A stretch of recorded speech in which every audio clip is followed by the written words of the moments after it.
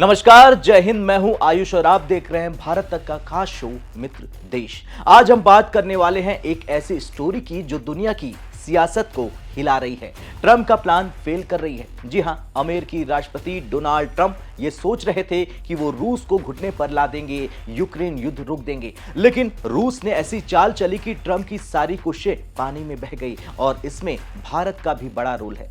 रूस अब भारत के साथ सोने से लेन देन कर रहा है, करोड़ों डॉलर का सोना बेच रहा है। अमेरिकी प्रतिबंध वो तो बस नाम के रह गए। ऐसे में आज हम इस पूरी स्टोरी को डिटेल में खोलेंगे, पूरे डेटा के साथ, फैक्ट के साथ। और सवाल यह है कि क्या ट्रंप की पॉलिसी सच में फेल हो गई है? रूस कैसे मजबूत हो रहा है? भारत पर क्या असर पड़ रहा है? सब कुछ बताएंगे इस वीडियो में।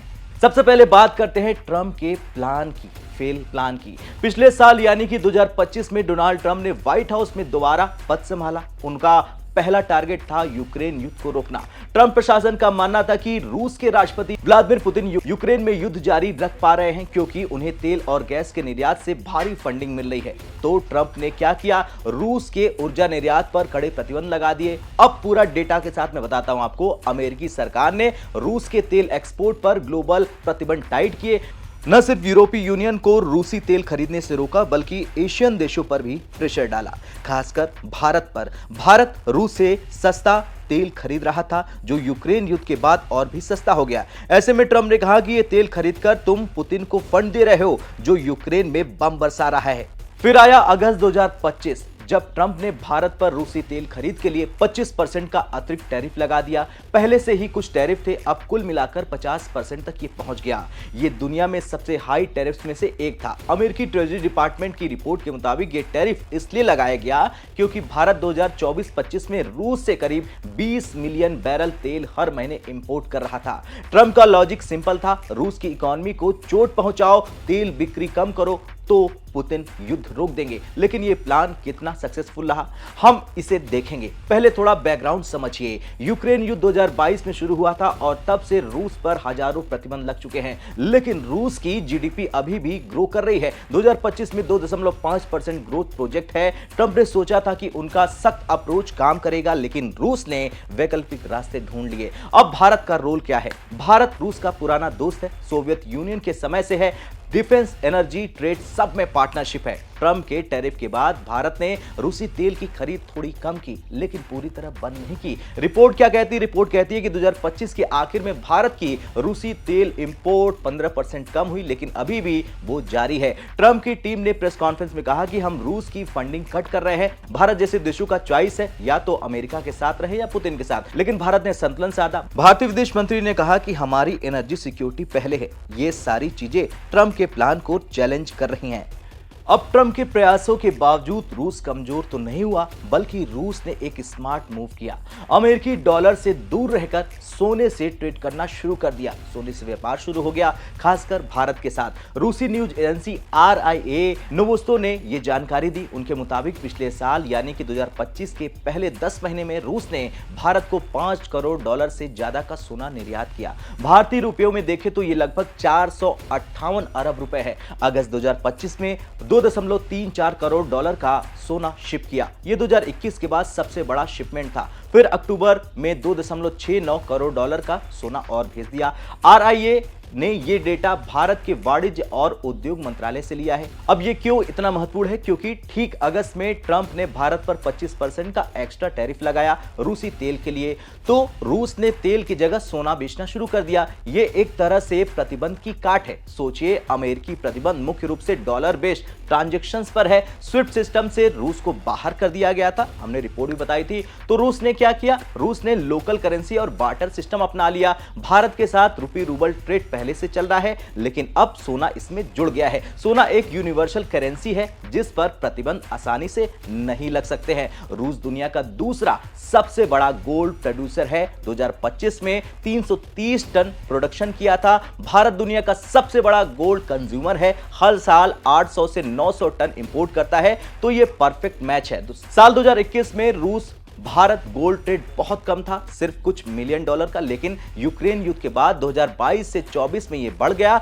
और 2025 में पीक पर पहुंच गया। भारतीय कस्टम्स डेटा दिखाता है कि रूस से गोल्ड इंपोर्ट 2025 में 300% ग्रो किया है। क्यों? क्योंकि रूसी तेल सस्ता था लेकिन टैरिफ के बाद महंगा हो गया, तो रूस ने सोना बेचकर बैलेंस किया। भारत को फायदा हुआ, सोना सस्ता मिल रहा है क्योंकि रूस डिस्काउंट दे रहा है। और रिपोर्ट क्या कहती है? रिपोर्ट कहती है कि रूसी गोल्ड मार्केट प्राइस से 5 से 10% सस्ता वो भारत को दे रहा है। अब जरा ट्रंप प्रशासन की रिएक्शन भी समझ लेते हैं। वो कहते हैं कि यह भी प्रतिबंध वायलेशन है, लेकिन लीगली सोना ट्रेड पर डायरेक्ट बैन नहीं है। अमेरिका अब गोल्ड ट्रेड पर भी प्रेशर डाल सकता है, लेकिन भारत ने पहले ही कह दिया है कि ये हमारा इंटरनल मैटर है, बीच में मत आओ। पुतिन की स्ट्रेटजी काम कर रही है। रूस की इकोनॉमी अब ब्रिक्स देशों पर डिपेंड कर रही है, जिसमें भारत, चीन और ब्राजील है। चीन तो रूस से युआन में ट्रेड कर ही रहा है, भारत सोने और रुपए में कर रहा है। रूस ने भारत को सोना बेचकर जो पैसा कमाया है उससे अपनी मिलिट्री फंडिंग की है।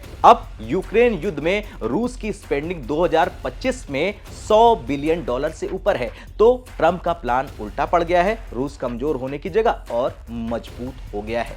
बता दें कि रूस की स्ट्रेटजी सिर्फ भारत को सोना बेचने तक नहीं रुकी। उन्होंने अपने नेशनल वेल्थ फंड से विदेशी करेंसी और गोल्ड रिजर्व की बिक्री तेज कर दी है। मॉस्को टाइम्स की रिपोर्ट ये कहती है, जिसके मुताबिक मैं आपको बता रहा हूं कि रूस ने 16 जनवरी 2026 से 5 फरवरी 2026 तक हर दिन $16.5 करोड़ के चीनी युआन और सोने की बिक्री प्लान की है। कुल मिलाकर $2.48 अरब। ये कोविड-19 क्राइसिस से ज्यादा है। NWF रूस का सॉवरेन वेल्थ फंड है जो तेल और गैस रेवेन्यू से बनता है। साल 2022 में यूक्रेन युद्ध शुरू होने के बाद रूस ने इस फंड से स्पेंडिंग बढ़ाई। रिपोर्ट कहती है कि पिछले 4 सालों में रूस ने NWF से लगभग 60% सोना बेच डाला है। 2022 में NWF में 589 टन गोल्ड था, अब 2026 में मात्र 245 टन बचा है। क्यों बेच रहा है सोना? क्योंकि तेल एक्सपोर्ट से कमाई घट रही है, अमेरिका प्रतिबंध लगाया जा रहा है। साल 2025 में रूसी तेल एक्सपोर्ट 20% कम हुआ, तो फंड कवर करने के लिए गोल्ड और युआन बेच रहे हैं। ऐसे में सवाल यह है कि चीनी युआन ही क्यों? क्योंकि चीन रूस का सबसे बड़ा ट्रेड पार्टनर है। साल 2025 में रूस चीन ट्रेड $240 बिलियन पहुंचा। रूस डॉलर से दूर हो रहा है, डी डॉलराइजेशन को लेकर वो सख्त हो चुका है और पुतिन ने कहा है कि हम वेस्टर्न करेंसी पर डिपेंड नहीं रहेंगे। भारत के साथ भी रूपी रूबल सिस्टम चल रहा है। 2025 में भारत रूस ट्रेड $65 बिलियन, जिसमें 30% लोकल करेंसी में था। ट्रंप ये सोचते थे कि रूस की रिजर्व्स खत्म हो जाएगी, लेकिन रूस ने स्मार्टली मैनेज किया। गोल्ड प्राइस 2025-26 में हाई है, $2,500 प्रति औंस, तो बेचकर प्रॉफिट कमा रहा है वो। मॉस्को टाइम कहता है कि ये बिक्री बजट डेफिसिट कवर करने के लिए है। रूस का 2026 बजट $500 बिलियन है, जिसमें 40% मिलिट्री पर है। यूक्रेन युद्ध जारी रखने के लिए फंड्स मिल रहे हैं। ये दिखाता है कि प्रतिबंध की लिमिट है। रूस ने अल्टरनेटिव इकोनॉमी बिल्ड की है, भारत जैसे देशों से मदद ली है बिना वेस्ट को चैलेंज किए। भारत की पोजीशन न्यूट्रल है, लेकिन प्रैक्टिकली रूस को सपोर्ट करती दिखती है। ट्रंप के 50% टैरिफ से भारत की इकोनॉमी पर क्या असर पड़ा है, अब ये भी जरा ध्यान से सुनिए। दरअसल रूसी तेल सस्ता था, $60 से $70 प्रति बैरल, लेकिन टैरिफ के बाद ये महंगा हो गया।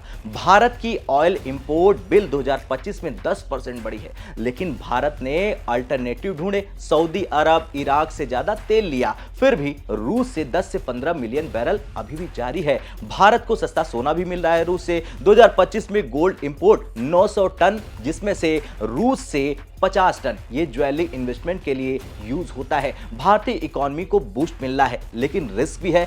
अगर अमेरिका गोल्ड पर भी प्रतिबंध लगाए तो प्रॉब्लम हो जाएगी। भारतीय सरकार ने डिप्लोमेसी से इसे हैंडल किया। पीएम मोदी ने ट्रंप से बात की और कहा कि हमारी एनर्जी नीड्स समझो। साल 2026 में ट्रंप अगर सख्त होते हैं तो भारत यूएस ट्रेड डील प्रभावित हो सकती है, लेकिन ब्रिक्स में भारत मजबूत है। रूस भारत स्ट्रेटेजिक पार्टनरशिप 2026 में नई हाइट्स पर पहुंचेगी। डिफेंस डील जैसे कि S-400 जारी है। अब अगला सवाल है कि ट्रंप की पॉलिसी फेल क्यों है? क्योंकि वर्ल्ड मल्टीपोलर हो रहा है। रूस ने दिखाया कि प्रतिबंध बाईपास आसानी से किए जा सकते हैं। भारत जैसे देश बैलेंस कर रहे हैं। खैर, कुल मिलाकर यह कहना कहीं से गलत नहीं होगा कि ट्रंप का प्लान फेल हो चुका है और उल्टा रूस मजबूत हो गया है। भारत बीच में बैलेंस कर रहा है, जो दिखाता है कि दुनिया बदल रही है और भारत अपना दम दिखा रहा है। अब अंत में मेरा आपसे सवाल कि क्या भारत को रूस से दूर हो जाना चाहिए या इसी तरह सोना खरीदते रहना चाहिए? हाँ या ना में कमेंट कर अपनी राय जरूर दें। मिलते हैं मित्र देश के अगले एपिसोड में, तब तक के लिए जय हिंद, जय भारत।